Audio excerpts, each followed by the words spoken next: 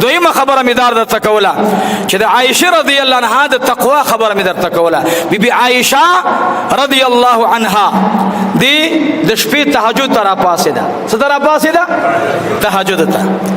کله چې عایشه رضی الله تعالی عنها نیت تړي وې کتل د چپړې لاندې یا د کمبل لاندې یا د صداسي منګې ولوخې پروت د هغې لاندې یو مار پروت دی. هغه مار سر په ځمکه یې ښودلی دی. بیبي عایشه رضی الله تعالی عنها خبره خو درته یاد ده که نه؟ د مار خبره مې کړې وه که نه؟ بیبي عایشه رضی الله تعالی عنها مبارکه مې فوراً چپړه راواغستله او د مار په سر باندې ووهلو. مار یې وغورځو، مار مردار شو، مړ شو، ختم شو. عایشه رضی الله تعالی عنها مبارکه مې ودرېده، نیت یې وتړلو. کله چې مونځ وکړو رب العالمین ته جړا کوي، فریاد کوي. عایشه رضی الله تعالی عنها ته خوب راغی، فوراً اوده شوه.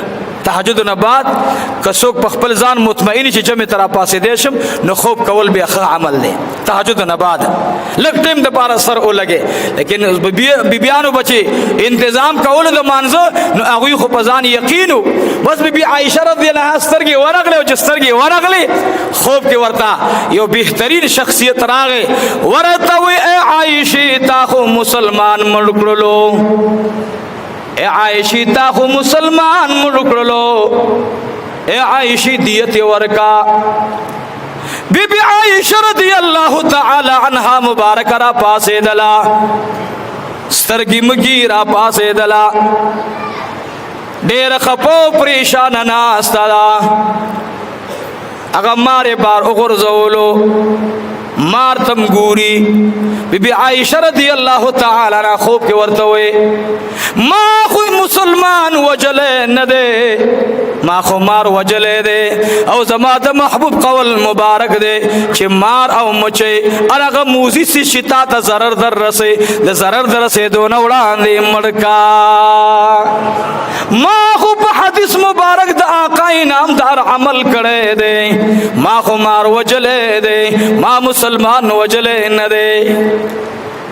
دویم دا دی چې کدا مسلمانو د پیغمبر کور ته ولې بغیر اجازت را دن نه کېدلو؟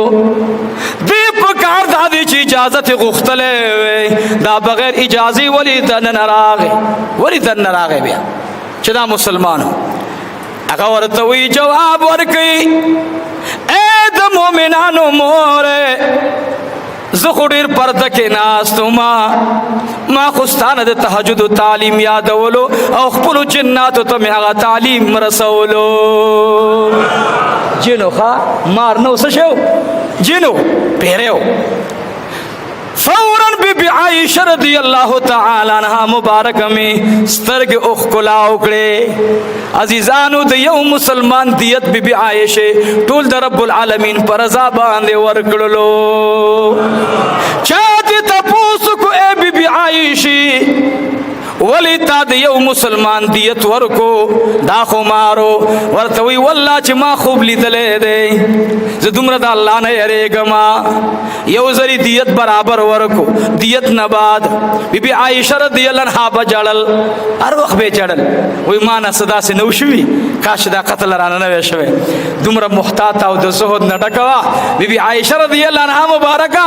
قسم خوړلی عبدالله ابن زبیر ورته اوښان رالیږلي د سپینو سرو زرو چې دا څه دا خیرات دا ځان ته قبول کا. نو عبدالله ابن زبیر چې هغه راولېږل د بی عایشې روژه رضی الله عنها صحیح وه، روژه یې وه، زنانه یې راجمع کړلې او د دواړو اوښونو سره او سپین زر یې ټول خیرات کړل. چې خیرات یې کړل ماښام خادم یې ته وایي څه شته روژه ماتې دپاره؟ هغه ورته وایي هېڅ نشته، هېڅ نشته، دومره وړه روټۍ ده هغه پاتې ده.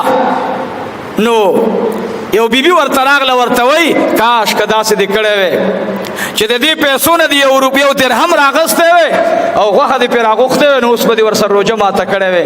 بیبي عایشه رضی الله عنها ورته وایي تاسې په ټایم ویلی وی نو وایي تا دوه د اوښانو ډک سونه تقسیموله، تا له دا خیال نه راتللو؟ وایي نه والله که ما د رسول الله په غېږ کې په مړه خېټه روژه ماته کړي.